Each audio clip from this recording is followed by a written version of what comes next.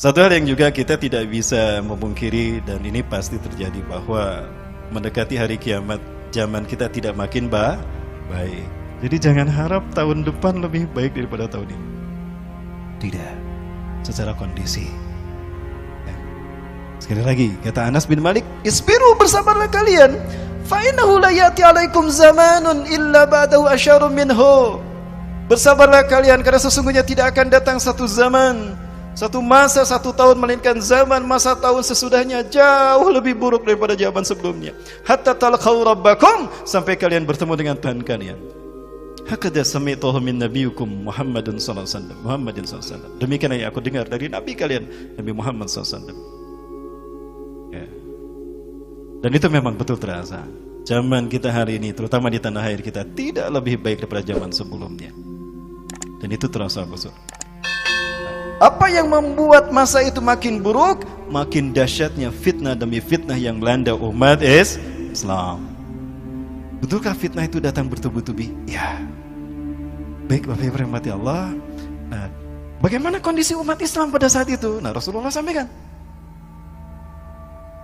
yushiku an tada alaikumul umam. Aku khawatir kalian akan dimangsa oleh umat bangsa-bangsa di dunia.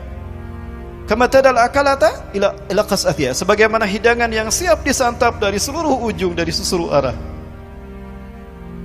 Para sahabat berpikir Rasul menyebutkan kita seperti makanan yang akan disantap oleh para pemangsanya dari seluruh arah. Berarti jumlah kita sedikit. Maka mereka bertanya, amin kilatin nahnu yauma idzin ya Rasulullah. Apakah saat itu jumlah kami sedikit ya Rasulullah sehingga kami dimangsa oleh bangsa-bangsa di dunia? Apa jawaban Rasulullah? La, bal antum yauma idzin kasir. Tidak, bahkan jumlah kalian saat itu banyak, luar biasa. Para sahabat makin tidak mengerti. Jumlahnya banyak tapi dimangsa oleh bangsa-bangsa di dunia.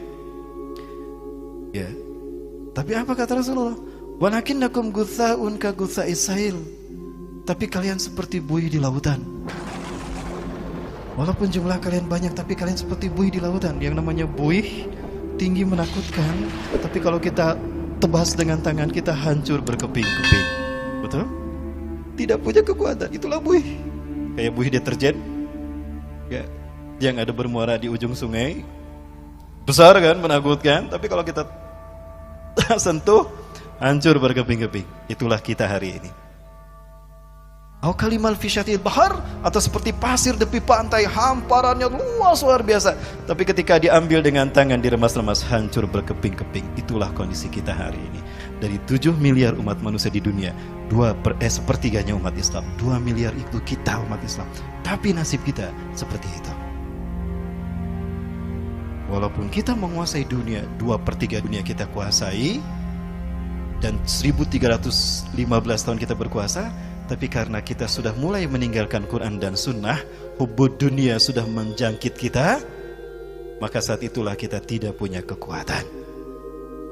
Maka jumlah mayoritas kita tidak lagi menakutkan bagi musuh-musuh Allah. Wala yanza'anna al-mahabbata min suduri a'daikum. Dan sungguh Allah mencabut rasa takut dari dada musuh-musuh kalian. Artinya mereka sudah tidak takut lagi dengan jumlah kita mayoritas. Hatta mereka tidak takut dengan jumlah kita mayoritas di Indonesia. Betul.